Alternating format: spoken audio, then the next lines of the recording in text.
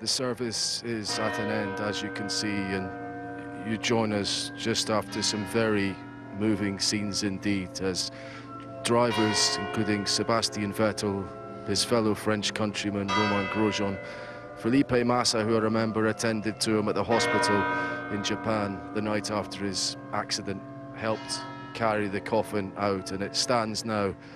It rests in front of the cathedral, Sainte Reparate, where for the last hour we've witnessed a very moving ceremony indeed. Personal testimonies from Jules' brother and sister, and particularly from his mother and father as well. Philippe Bianchi recalling how in his mind Jules was born to drive, how it was in his DNA to fight, to be the very best, and that's how he will always remember him.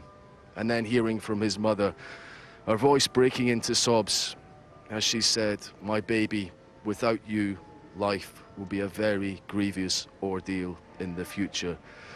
There were bursts of spontaneous applause from the 1,000 or so Nice natives gathered around here. This is where Jules Bianchi was born, and I think today got the balance right, celebrating his attributes both as a driver, and many people have spoken of him as being potentially a future Grand Prix winner, perhaps even a future championship contender, and also about that delightful personality he had. He was an immensely popular figure in the Formula One grid. We all counted him upon him as someone who was approachable, perhaps in contrast to one or two in Formula One who can be aloof. He was anything but that.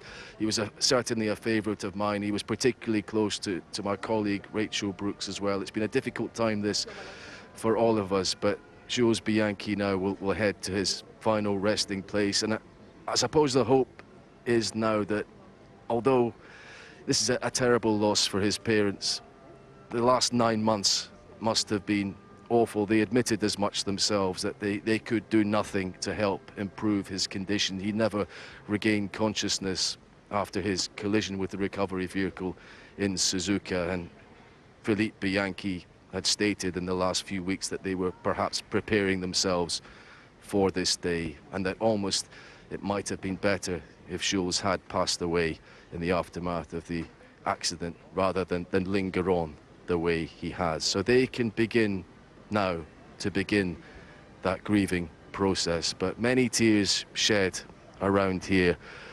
It's been an immensely moving ceremony. Jules Bianchi would have been 26 in less than a fortnight's time. Ferrari, who have had a huge presence here, including team boss Marussia, Arriva Bene and Sebastian Vettel, had revealed that it was in their plans to make him their driver, perhaps even as early as next year. He'd been on their development program since 2009, and you can see so many people are coming to embrace Philippe Bianchi, Jules' father, who is still in tears today.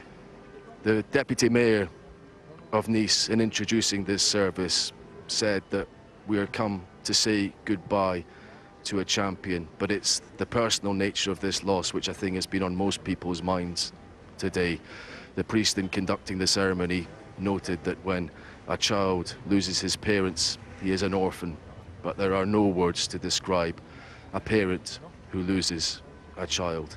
And you do feel so much for Christine and Philippe Bianchi today.